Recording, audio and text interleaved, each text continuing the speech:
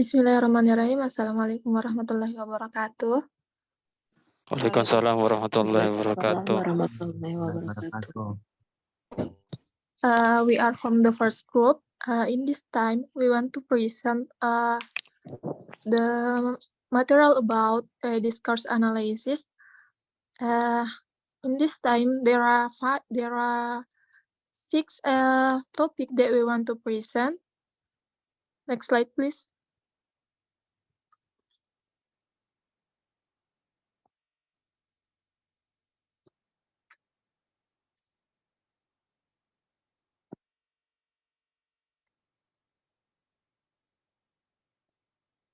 Next slide, Kak. Okay, there are 6 members of the first group. The first one is me, Andi Magfira. Second one is Adik Fitri Albar, and Ahmad Miftah Zuhdi, Ainun Fadli, Andi Muhammad Radi Idan Paraga, and Andi Masariadi Tarmin. Okay, we will start for the first speaker. And the first speaker is me. I want to present the abstract of this topic. Okay. The application of communicative language. The application of communicative language teaching today leads of the necessary of discourse analysis. This is due to existence of a new assumption maintaining the smallest unit of language of use is discourse. Discourse analysis covers too many points, of which is cohesion analysis. Cohesion refers to semantic relation among elements of the text. It holds an important role as a text forming component. In this time, I want to present about 2 types of cohesion use. The first one is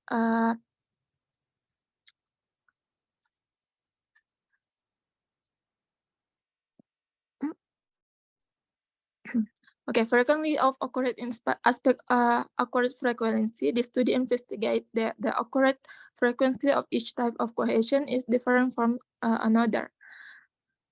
The second one is lexical reiteration. Lexical reiteration refers to the most frequently used type of cohesion. Cohesive harmony explains how well cohesion serves its function as the foundation of coherence. The degree of a cohesive harmony can obtain through the analysis of cohesive harmony.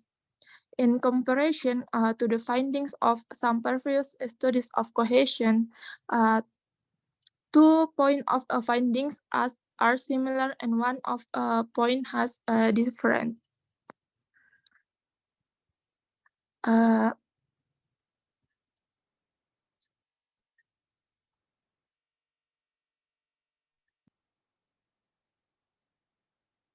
The similarity exhibit in the aspect of type of cohesion use and cohesive harmony. In the aspect of type cohesion use, either the present study of a previous studies investigate the lexical reiteration per the most of a frequently type of cohesion in English. Another similarity exhibits in the aspect of cohesion harmony. The finding of the present study maintains that in general, the degree of cohesive harmony of the students' discourse is low. The difference on another hand exhibits in the aspect of the occurrence frequency of cohesion. The finding of the present study maintains the accurate frequency of cohesion in the students' descriptive discourse. In the construct, in the study of cohesion, exploratory discourse written by Arab EFL learners investigate the accurate frequency of cohesion only 1.99 times per unit. I think that's all from me. The next topic will be presented by Ainun Fadli, Ainun, time is yours. Okay, thank you for the moderator give to time. I will, okay, my name is Anya Fadli. I will present about the chapter 1. Next slide, please.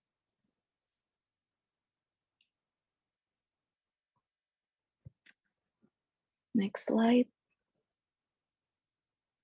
Okay, it's okay.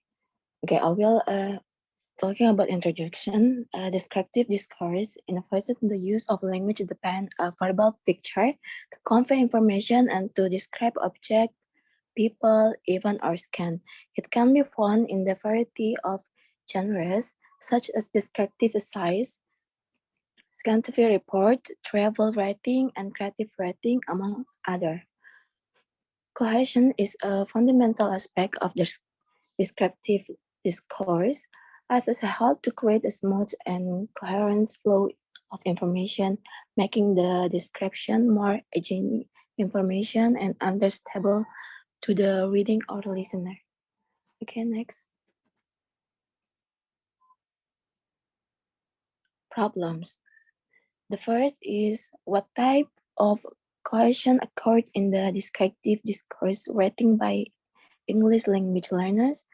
The second is what is the frequency of occurrence of each type of cohesion in descriptive discourse writing by the English language learners. The last is what is the cohesion harmony of the descriptive discourse writing by English language learner. Okay, next.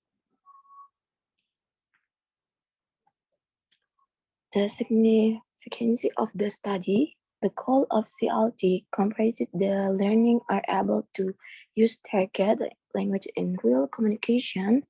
In other words, the learners expect to have communicative competence, the description about the cohesive harmony in the students. Discourse may also serve rhetorical benefit, such as description will serve a useful insight for other study of cohesion. Students of cohesion, which is so far have not been frequently may add using in the description as basic of other students. In the other words, the description is useful for other research of cohesions. I think enough for me. I will give back to the moderator. Thank you. Assalamualaikum warahmatullahi wabarakatuh. Waalaikumsalam warahmatullahi wabarakatuh. Thank you, Ainun, for your explanation. Then we move to the second presenter that will be present the chapter 2. And the presenter of chapter 2, time is yours.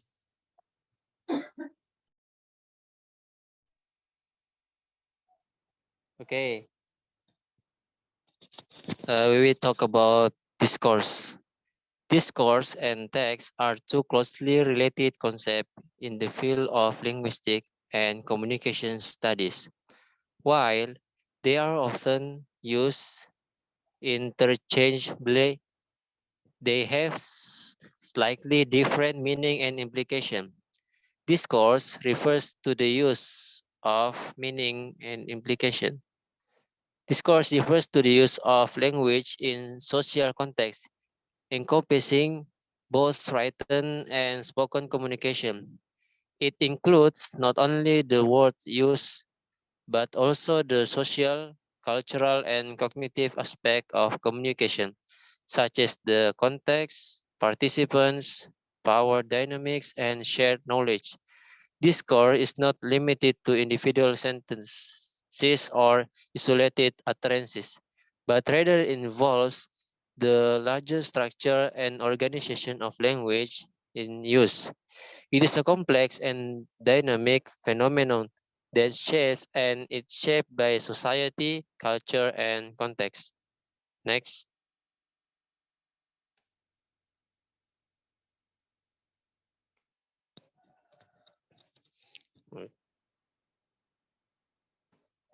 Okay, the classification of discourse. Descriptive discourse. Descriptive discourse refers to the use of language to provide detailed and vivid description of objects, people, event, scene, or other topic. It is a form of communication that aims to convey a clear and comprehensive picture of a particular subject using word and language to create a mental image or sensory experience for the reader or listener. Descriptive discourse can be found in various genres, including literature, scientific writing, travel writing, journalism, and everyday communication. And the next classification of discourse is narrative discourse. Narrative discourse refers to the use of language to tell a story or recount a sequence of event or experience. Narratives are a fundamental form of communication used to convey information, entertain, and engagement audience in various genres such as literature, film, oral storytelling, journalism, and everyday conversation. Next.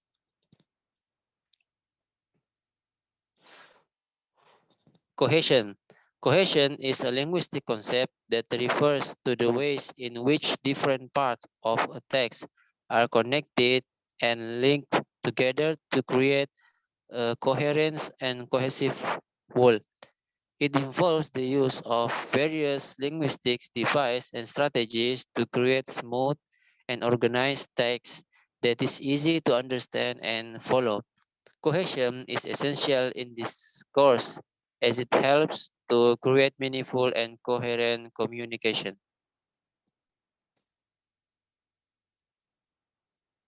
Okay, I think that's all from me, and we will give to moderator. Okay, thank you so much, Kak Ahmad Miftah, for your explanation. Uh, okay, next, for the chapter 3, for the speaker of chapter 3, time is yours.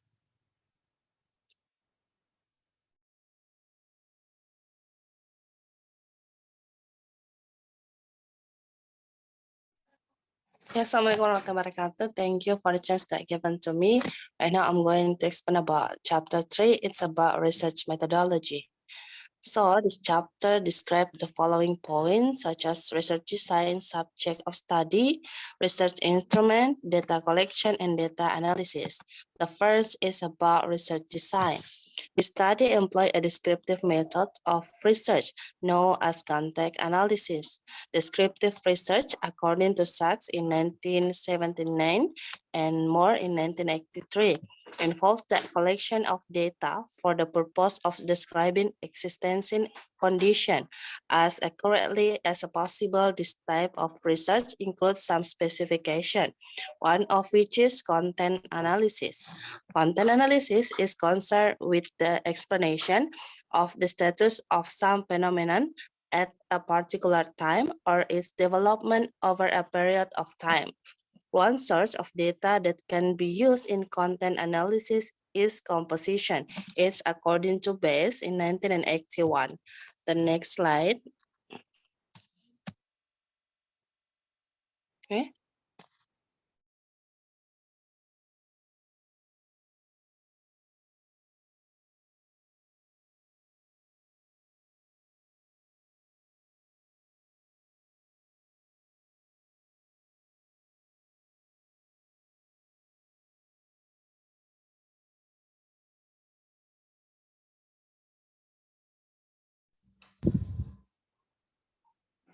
Okay, next, thank you very much for the chance given to me. The next chapter is classification of cohesion.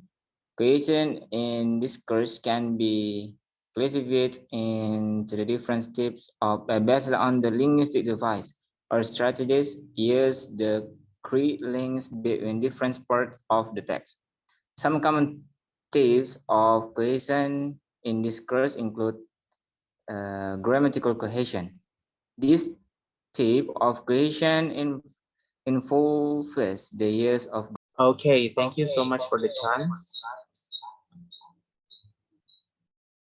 And for this time, I'm gonna talk about the lexical terms. Okay, So for lexical term, the term lexical refers to anything related to the words or vocabulary. It especially relates to the study or analysis of words in a language, including their meanings, origins, and usage. In linguistics, the term lexicals is often used to describe the lexicon of a language, which is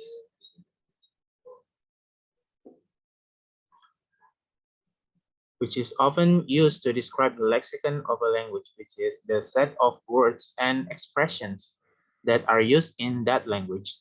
The lexicon includes not only the individual words themselves, but also information about how they are used in context, such as their syntactic and semantic properties.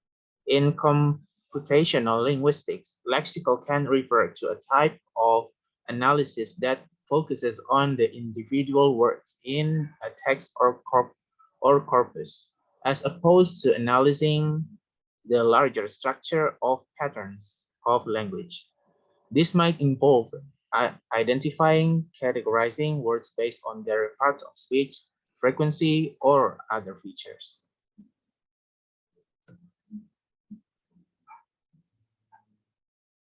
Okay, for the next is the procedure of cohesion analysis by Holliday and Hassan, 1980. Cohesion and coherence developed by Michael Holliday and Ruqayyah Hassan in their 1976 book, Cohesion in English. This approach identifies various types of cohesive devices that writers use to link different parts of a text together. Here is a general overview of the procedure for cohesion analysis.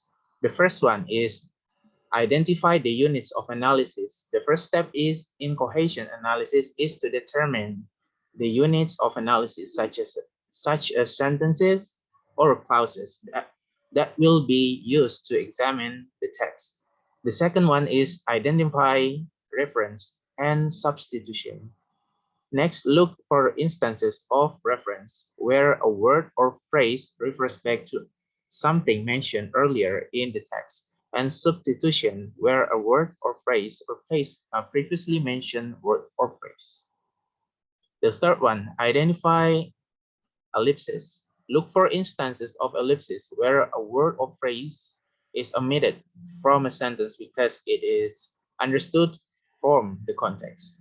The fourth, identify conjunction. Identify conjunction, which refers to the use of coordinating conjunctions. Example, and, but, or. And subordinating conjunctions. Example, because, although, and when. To link different parts of text together. The fifth, identify lexical cohesion. Look for instances of lexical cohesion where words or phrases are repeated throughout the text or related through synonyms, antonyms, or other semantic relationships. The sixth, analyze the types of cohesion. Once you have identified these various types of cohesive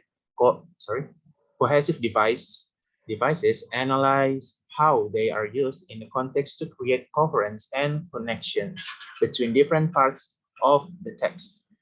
Overall cohesion analysis involves a detailed examination of the linguistic features that contribute to coherence and connectedness of a text, and can provide valuable insight into the ways in which writers use language to achieve their communicative goals. Okay, next, it's about the identifying semantic relations. Semantic relations refers to the ways in which words or concepts are related to each other in meaning. Identifying semantic relations involves recognizing the associations, connections, or patterns of meaning that exist between words or concepts within a sentence or text. This process requires an understanding of contextual relationship between words and how they convey meaning in a particular language. There are several types of semantic relations that can be identified in language, including first, synonymy or words that have the same or similar meanings are considered synonymous. For example, big and large are synonyms. The second, antonymy, or words that have opposite meanings are considered antonyms. For example, hot and cold are antonyms. The third one is hyponymy or hypernymy. Hypernymy is a relationship where a word or the hyponym is a specific instance or type of another word, the hypernym. For example, cat is a hyponym of animal, as a cat is specific type of animal. The fourth, meronymy or holonymy. Meronymy is a relationship where a word, the meronym, represents a part of another word, the holonym. For example, wheel is a meronym of a car, as a wheel is a part of a car.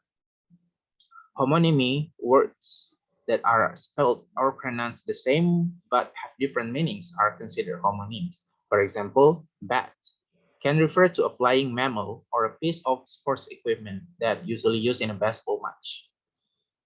Polysemy is words that have multiple related meanings are considered polysemous. For example, bank can refer to a financial institution or the other side of the river.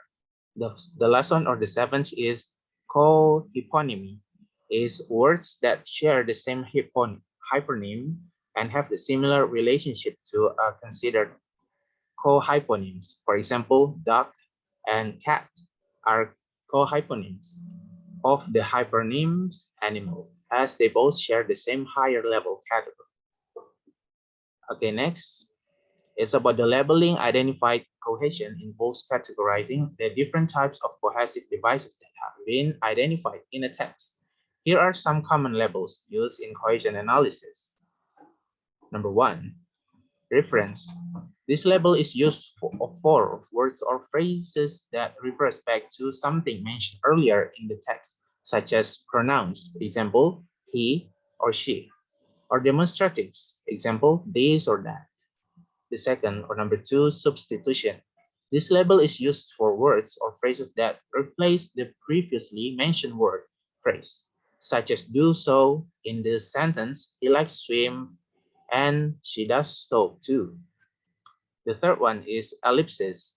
This label is used for instances where a word phrase is omitted from a sentence because it is understood from the context, such as in the sentence, John ate pizza and Jane spaghetti. The fourth, conjunction. This label is used for coordinating conjunctions, for example, and, but, or, and subordinating conjunctions such as because, although, and when. What link different part of the text together? Number five, lexical cohesion. This label is used for words or phrases that are repeated throughout the text or related through synonyms, antonyms, or others semantic relationships. The sixth, or the last, is collocation. Collocation, this label is used for words or phrases that frequently appear together in the text due to their common usage or association, such as hot and spicy or peaceful and coexistence. Okay, next. Yeah, for the next slide is about obtaining the numbers of cohesion. T-units in each text involves counting the instances of each type of cohesive device and the number of T-units in given text. Here's how to do it. Number one, cohesion count. To obtain the number of cohesive devices in the text or in a text, you will need to identify and count each instance of reference, substitution, ellipsis, conjunction, lexical cohesion, and collocation in the text. You can use the labels described in the previous answer to help you identify each type of cohesion. Once you have identified all instances of cohesive devices, you can add up the total number of each type or to obtain the cohesion count. Number two is T-unit count. To obtain the number of T-units in a text, you'll need to identify each independent clause and any dependent clauses that are attached to it.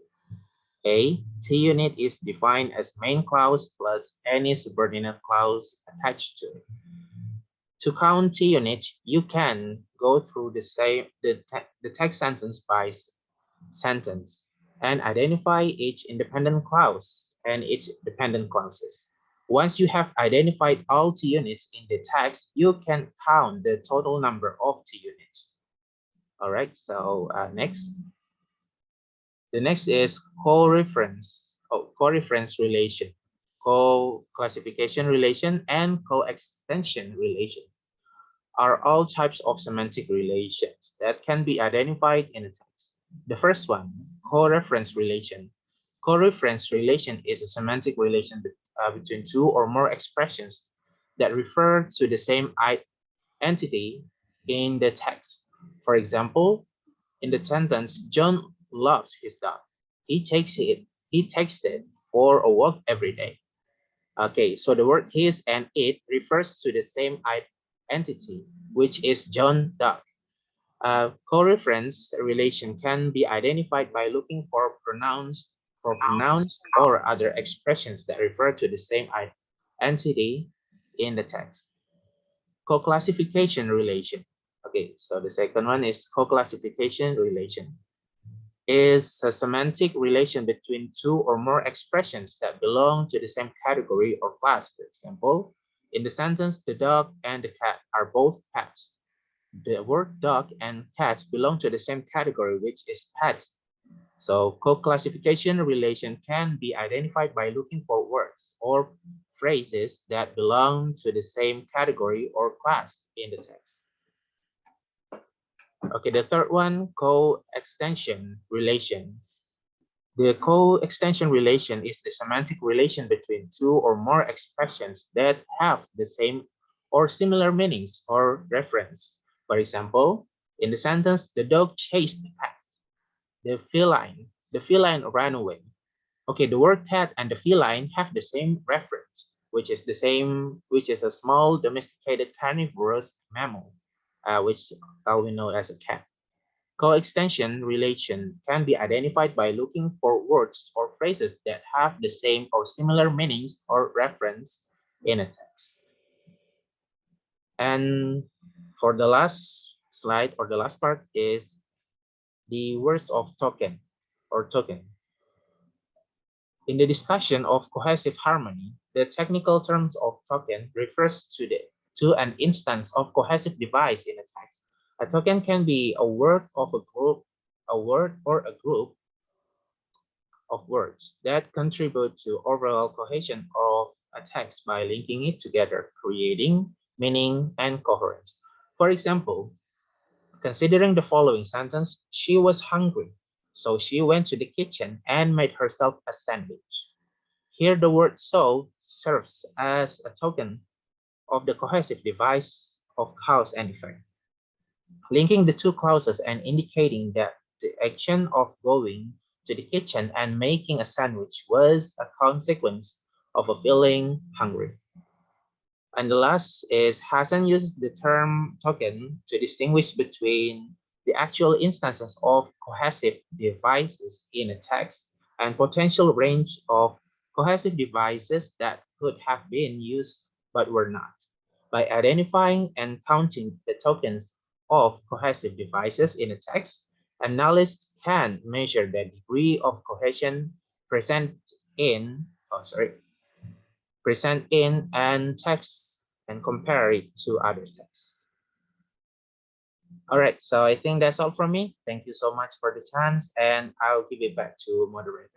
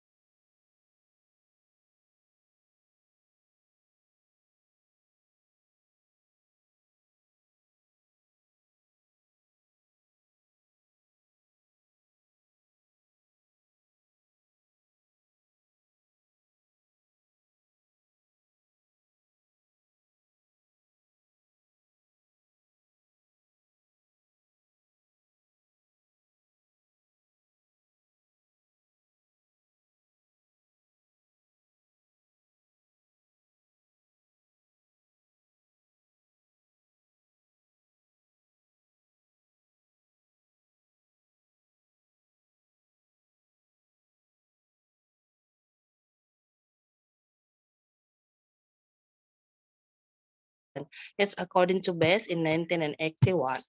Next slide.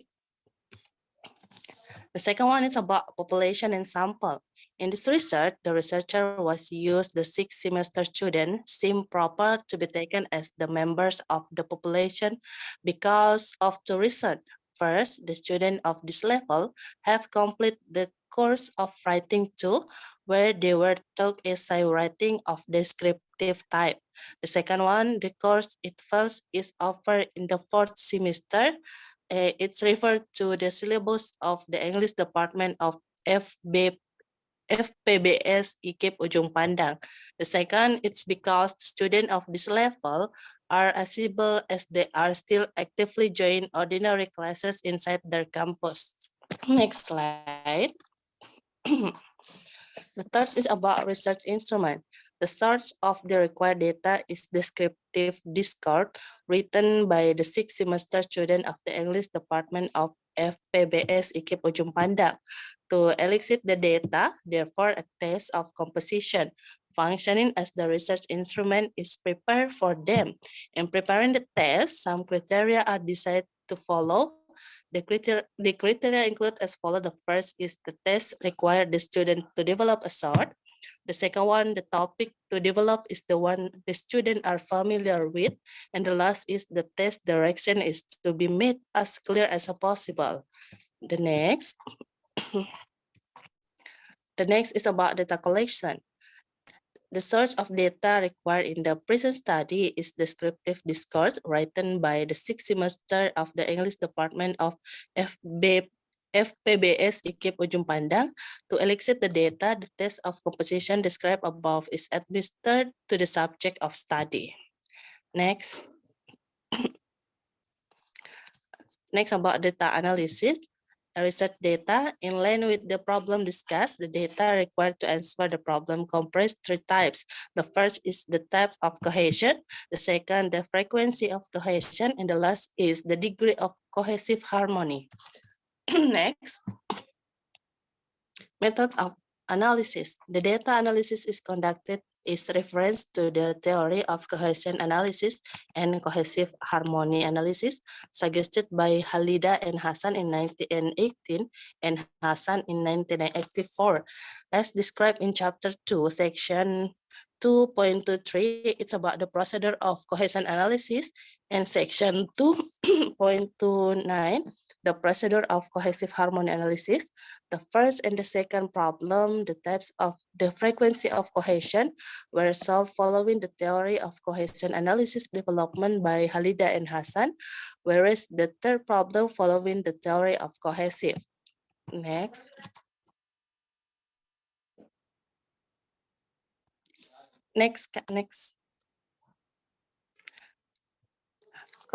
Cohesion analysis for problem 1 and 2, the first and the second problem of the study are concerned with the types of cohesion that occur in the students' discourse and the frequency of occurrence of each type of cohesion.